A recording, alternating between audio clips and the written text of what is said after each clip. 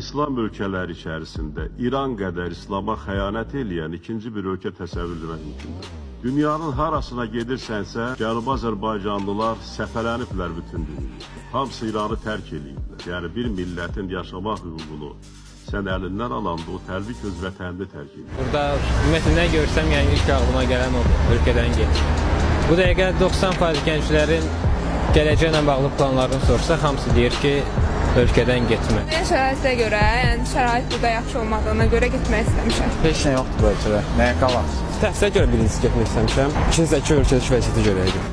Biz Azərbaycan vətəndaşlığından çıxırıq, Azərbaycan vətəndaşlığını istəmirik. Xaricə əlbəttə köçmək. Böyük məmnuniyyətlə ölkəmi dəyişərdim. Yəni iş adından da olsa ölkəmdən köçmək istəyərəm. Bəzi problemlərə görə bəli köçmək istəyərdim. Sürünürük, əlbəttə köçərdim. 100% korrupsiyadır.